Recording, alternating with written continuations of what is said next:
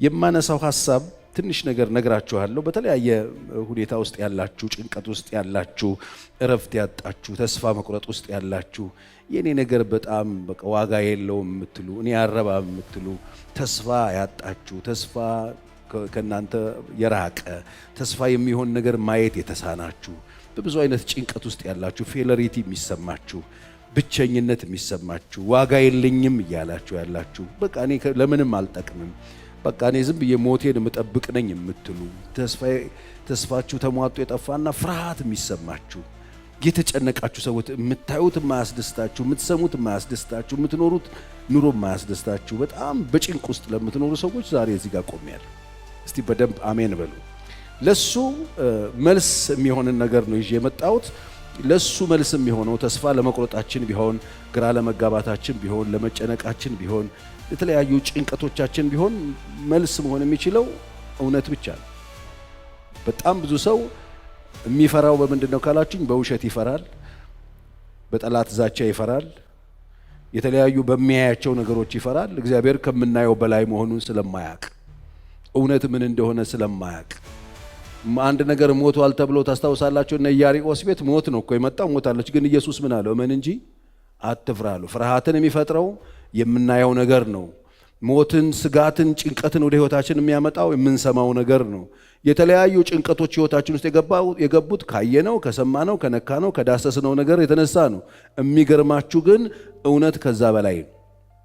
እውነት ደግሞ የእግዚአብሔር ቃል ነው። እስቲ እውነት የእግዚአብሔር ቃል ነው በሉ። አዎ፣ በጣም በብዙ እስራት ውስጥ ያሉ ሰዎች አሉ። ዘላቂነት ያለው መፈታት ከፈለጋችሁ፣ ዘላቂነት ያለው ሰላም ከፈለጋችሁ፣ ዘላቂነት ያለው ነጻነት ከፈለጋችሁ፣ ነጻነት እንደ እንትና አንዴ ለቀቅ አንዴ ያዝ የምትደረጉ ነጻነት ያጣችሁ፣ የመኖር ነጻነት ያጣችሁ፣ የመንቀሳቀስ ነጻነት ያጣችሁ፣ በልዩ ልዩ ሀዘን ውስጥና ጭንቀት ውስጥ ያላችሁ ሰዎች ለእናንተ ዘላቂነት ያለው መፍትሄ ያለው ይሄ እግዚአብሔር ቃል። አሜን በሉ እስቲ። አው የሰዎች ይሁንታ አይደለም፣ የሁኔታዎች መለዋወጥ አይደለም። የሚያጸናን፣ ከተሰወረ ስራት የሚፈታን፣ ካለንበት ጭንቀት ነፃ የሚያወጣን ሕያው የሆነ የእግዚአብሔር ቃል ብቻ ነው። ይሄ የእግዚአብሔር ቃል ደግሞ ዘመናትን ሽሯል። ዘመናዊነትን ሽሯል። ብዙ ነገስታትን ሽሯል። የመጡ የተፈጠሩ በጣም በዘመናት መካከል የተነሱትን ሁሉ ሽሮ ሕያው ሆኖ እየኖረ ያለው ይሄ እግዚአብሔር ቃል ብቻ። ሁሉም ወደቁ፣ ይሄ ግን ሕያው ሆኖ ይኖራል። በዚህ ቃል ላይ ያላገጡ ሰዎች ወድቀዋል። ይሄ ቃል ግን ሕያው ሆኖ ይኖራል። ይሄ ቃል ግን ዛሬም ይፈጥራል። ይሄ ቃል ግን ዛሬም ይፈታል። ይሄ ቃል ግን ዛሬም ነፃ ያወጣል። ይሄ ቃል ግን ዛሬም ብዙዎችን ከችግርና ከብቸኝነት ውስጥ ያወጣል። ይሄ ቃል ግን የስውር ስራትን ይበጥሳል። ይሄ ቃል ግን ከተለያዩ ጠላት ተጽዕኖች ውስጥ ይፈታል። ሕያው የእግዚአብሔር ቃል ሕያው ነው። በሁለት ወገንም የተሳለ ስለታም ሰይፍ ነው ይላል። የተሰወረን ይበጥሳል። የተሰወረን ጠላት ይመታል። የተደበቀን ጠላት ይመታል። ጭንቀትን ይመታል። በሽታን ይመታል። አጋንንቶችን ይመታል። ይሄ እግዚአብሔር ቃል። እስቲ የእግዚአብሔር ቃል በሉ እስቲ። አዎ ነፃ ያወጣኛል በሉ እስቲ። አዎ በዘመናት መካከል ሰዎች ነፃ መውጣት ከፈለጉ እውነትን መስማት አለባቸው። የሰማችሁት ሁሉ ውሸት ነው። ከዚህ የእግዚአብሔር ቃል ውጪ ውሸት ነው። ያያችሁት ውሸት ነው። የሰማችሁት የተለያየ ያዳመጣችሁት ያመናችሁት ነገር ውሸት ነው። የእግዚአብሔር ቃል ብቻ ነው እውነት። እግዚአብሔር ያለው ነው እውነት። እስቲ አሜን በሉ። ማንም ብዙ ነገር ብሏችሁ ሊሆን ይችላል። የእግዚአብሔር ቃል ካላላችሁ ውሸት። አንድ ጊዜ እንስሳት አንበሳና ነብር ስብሰባ ጠርተዋል። ከባድ ስብሰባ። ያንን ስብሰባ ጠርተው በስብሰባው ላይ ሁሉም ተገኝተዋል። ኤሊ አልተገኘችም ማለት እና በጣም አዘና። ያንበሱ ንቀት ነው ወይ? ሁሉም እንስሳ መጥቶ ስብሰባ ተጠርቶ ቁጭ ብሎ የነበረውን የፓርላማ ሲከታተል እሷ ምን ስለሆነች ነው? ስለዚህ በእሷ ላይ ሞት እንዲፈረድ ተብሎ ተፈረደባት አሉ። እንግዲህ እንስሳኛ የሚችሉት ከዛ ተፈረደባት። የተፈረደባትን ሞት እንድትሞት ተፈርዶባት ስብሰባው ተበተነ። በኋላ ሲሯሯጡ ጦጣ አገኘቻታሉ። አንቺ የት ሄደሽ ነው? በስመ አብ ዛሬ ስብሰባ ለምንድን ነው ያልመጣሽው? የተፈረደብሽን ነገር ሰማሽ አሏት። ምን ተፈረደብኝ አሏት። እኔ እኮ እየመጣው ነው የመሸብኝ አለቻቸው። እሷ ካለችበት ወደ ስብሰባው ስትመጣ እና እየመጣው ነው የመሸብኝ፣ ስብሰባውን እኮ ልቀር ፈልጌ አይደለም፣ ግን በቃ ያለውበት ሁኔታ ነው። ምንድን ነው የተፈረደው ሲባል እንድትሞች እኮ ተበየነብሽ አሏት። ነው አዎ። ስብሰባው ላይ ማማ ነበር አለች። አንበሳ ነበር፣ አያ ነበር፣ ዝሆንም ነበር፣ እንድኩላም ነበር፣ ቀያው ሁሉም ነበሩ ምናምን። በኋላ ሰማችና እግዚአብሔር ነበር አለች አሉ። እግዚአብሔር እንኳን አልነበረም ሲሉት በቃ አልሞትም አለች። እግዚአብሔር ከሌለበት ምንም አንሆንም። እስቲ አሜን በሉ።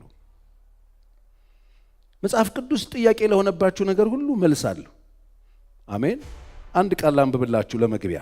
መጽሐፍ ቅዱስ የያዛችሁ ሰዎች በመዝሙር 119 ላይ እንሂድና ቁጥር 101 ላንብብላችሁ። ቃልህን እጠብቅ ዘንድ ምንህን? ቃልህን እጠብቅ ዘንድ ከክፉ መንገድ ሁሉ እግሬን ከለከልኩ። በጣም ወሳኝ ነገር ነው። ከክፉ ነገር ሁሉ የከለከልኩትኝ እግሬን ቃልህን እጠብቅ ዘንድ ነው። አስተምረኸኛልና ከፍርድህ አልራኩም። ለምን? ቃሉ ሲያስተምር ከእግዚአብሔር ፍርድ አይራቅም። አልራኩም። ቃልህ በጉሮሮዬ ጣፋጭ ነው። ቃልህ በጉሮሮዬ ጣፋጭ ነው፣ ከማር ወለላ ይልቅ ለአፌ ጣፈጠኝ ይላል። የሁላችሁ ወገኖቼ ከማር ወለላ በላይ የሚጣፍጥ የእግዚአብሔር ቃል አለ። እስቲ አሜን። ጣፈጠኝ፣ ከትእዛዝህ የተነሳ አስተዋልኩ፣ ስለዚህ የሐሰትን መንገድ ጠላሁታል። ይሄ ዳዊት የሚነግረን ቃልህ እንደ ማር የሚጣፍጥ ነው። ቃልህን ለመጠበቅ መንገዴን ሁሉ ከልክያለሁ፣ ከክፋት ተመልሻለሁ። ቃልህን ለመጠበቅ እግሬን ከልክያለሁ፣ ከክፉ ነገር ከልክያለሁ። ወገኖቼ እግሮቻችሁን ምን ለመጠበቅ ነው የምትከለክሉት? የእግዚአብሔርን ቃል ለመጠበቅ ከሆነ ደግ አደረጋችሁ። በከንቱ አይደለም እግራችሁን የከለከላችሁት። የእግዚአብሔር ቃል ከሁሉም ነገር ይበልጣል፣ ነፃ ያወጣል። ስለዚህ መጽሐፍ ቅዱሳችን ጥያቄ ለሆነባችሁ፣ ግራ ለገባችሁ፣ ለተጨነቃችሁበት፣ ለታሰራችሁበት፣ የተከፋችሁበት፣ ለጫና ለሆነባችሁ ነገር ሁሉ መልሳል። ይሄ የእግዚአብሔር ቃል የማይመልሰው ነገር የለም። እግዚአብሔር በቃሉ የማይመልሰው ነገር የኔ ይላሉ አንዳንድ ሰዎች። የኔ ኮምፕሊኬትድ ነው ፓስተር ቸር፣ የኔ እንኳን የኔ በጣም ውስብስብ ነው። ራሳቸውን ሲቆላልፉ ማለት የኔ በጣም የለም፣ በጣም ውስብስብ ያለ ነው። ይኸውላችሁ እዚህ ውስጥ የሌለ ነገር የለም። መጽሐፉ ስሙ መጽሐፍ ቅዱስ ነው። እዚህ ውስጥ ቅዱስ ሰዎች ብቻ አይደለም ያሉ፣ ብዙ ርኩሶችም አሉ። እዚህ ውስጥ የተሳካላቸው ሰዎች ብቻ አይደለም ያሉ፣ የወደቁም ሰዎች አሉ። እዚህ ውስጥ ቅዱስ ሰዎች ብቻ አይደለም፣ ኃጢአተኛም ሰዎች አሉ። እዚህ ውስጥ የበሉ ሰዎች ብቻ አይደለም፣ የተራቡም ሰዎች አሉ። እዚህ ውስጥ ጸልዮ የተፈወሱ ብቻ አይደለም፣ የሞቱም ሰዎች አሉ። እዚህ ውስጥ የሌለ ነገር የለም። እግዚአብሔር የተመሰገነ ይሁን። እግዚአብሔር የብዙ ደካሞችን፣ የብዙ ተስፋ የቆረጡትን፣ የብዙ በውድቀት ውስጥ ያለፉ ሰዎችን ሕይወት እዚህ ውስጥ የጻፈበት እንዲጻፍ ያደረገበት ዋናው ምክንያት ላንተ ለኔ ነው። ግራ እንዳይገባል። መጽሐፍ ቅዱስ ሮሜ 15:4 ላይ ደስ የሚለኝ ቃል አለ። ለምን እንደተጻፈ መጽሐፍ ቅዱስ ሲነግረን ሮሜ 15:4 በመጽናናት መጽሐፍት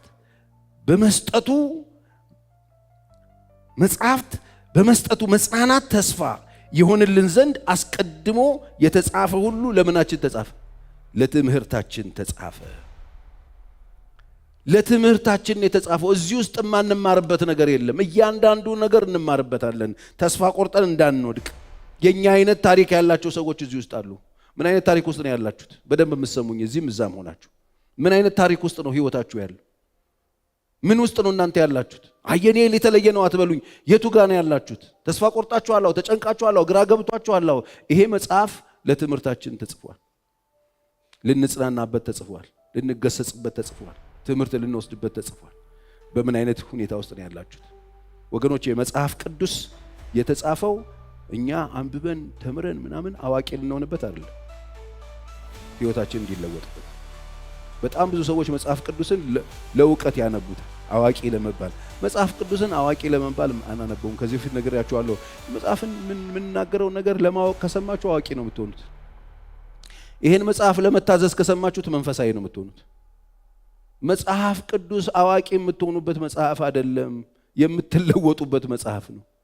እስቲ መጽሐፍ ቅዱሴ በሉ። እስቲ ጮክ በሉና እጆቻችሁን አንሱና መጽሐፍ ቅዱሴ የማቀው መጽሐፍ ብቻ ሳይሆን የምለወጥበት መጽሐፍ ነው። መጽሐፍ ቅዱስ የምትለወጡበት መጽሐፍ ቅዱስ ነው። ዛሬ የማወራው ነገር እናንተን ይለውጣል። እስቲ አሜን በሉ። ለዚህ ነው ከአፌ የሚወጣው ቃሌ በከንቱ አይመለስም፣ ይሰራል አለ። ዝናብና በረዶ ከሰማይ እንደሚወርድ ምድርን እንደሚያጠጣት ታበቅልና ታፈራ ዘንድ እንደሚያደርግ እንዲሁ የምሻውን ይፈጽማል። ይሄ እግዚአብሔር ቃል ዛሬ ማታ በእያንዳንዳችሁ ህይወትና ኑሮ፣ ትዳር፣ መንገድና የህይወት አቅጣጫ ላይ ስራ ሰርቶ ያልፍ ይሰማል። እንደሱ ነው የሚያደርገው።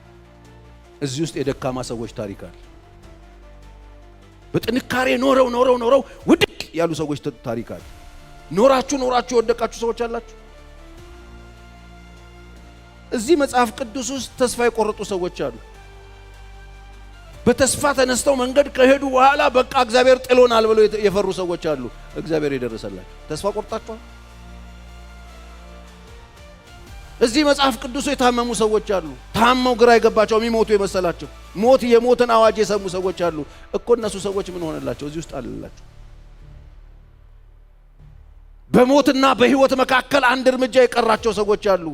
በምን ውስጥ ነው ያላችሁት? እነሱ እዚህ ውስጥ አሉ። በምን የተጽናኑት? እንድንጽናናበት። እዚህ ውስጥ በጣም የብዙ ደካማ ሰዎች ህይወት የተጻፈበት ምክንያት ዛሬ ደካማ ሰዎች ተስፋ እንዳትቆርጡ። እዚህ ውስጥ የወደቁ ሰዎች የተጻፈበት ምክንያት የወደቃችሁ ሰዎች መነሳት እንደምትችሉ እንድታውቁ። የእግዚአብሔር ቃል ዛሬም ይሰራል። እስቲ አሜን በሉ። ዛሬ ተስፋ የቆረጣችሁ ሰዎች አሉ። እዚህ ውስጥ ተስፋ የቆረጡ ሰዎች አሉ። የተከዳችሁ ሰዎች አላችሁ። ክህደት በህይወታችሁ የተፈጸመባችሁ እዚህ ውስጥ የተከዱ ሰዎች አሉ፣ ኢየሱስን ጨምሮ። ብቻችሁን ያላችሁ ሰዎች አላችሁ። እዚህ ውስጥ ብቻዬን ቀርቻለሁ ያሉ ሰዎች አሉ። ማንም የለኝም ያሉ ሰዎች አሉ። የእናንተም ብርቅ አታርጉት። ይልቅ ጆሮዎቻችሁን፣ ልባችሁን ለእግዚአብሔር ቃል ክፈቱ። ዛሬም ተወርውሮ ህይወታችሁ ውስጥ መጥቶ ስራ ሰርቶ ይሄዳል። እስቲ አሜን በሉ። ልባችሁ ላይ ጫኑና እግዚአብሔር ሆይ ዛሬ በእኔ ህይወት ላይ ቃል ስለሚሰራው ነገር አስቀድሜ ያመሰግንሃለሁ። ክብር ለኢየሱስ ይሁን። እኔ ስደክም፣ እኔ ተስፋ ስቆርጥ፣ እኔ ስዝል እዚህ ውስጥ የተነሱትን ሰዎች አሳይቶኝ ዝዬ እንዳልቀር ከድካሜ እንድነሳ የእግዚአብሔር ቃል ተጽፏል። እንድንጽናናበት የተጻፈ ለምናችን ተጽፏል? ለትምህርታችን ተጽፏል። ዛሬ በህይወት ላለን ሰዎች ለትምህርት በመንፈስ ቅዱስ ተነርተው እዚህ ውስጥ የተጻፉት መጽሐፍት በሙሉ ለኔና እናንተን ለማጽናናት፣ ልባችንን ለማቅናት፣ ለማቆም፣ ህይወት ለመዝራት ተጽፈዋል። ተማሩበት። ለእናንተ ሌላ ነገር አይመጣም። ካላችሁበት ነገር የሚያወጣችሁ እውነት ብቻ ነው። እውነት ደግሞ የእግዚአብሔር ቃል። ቃልህ እውነት ነው።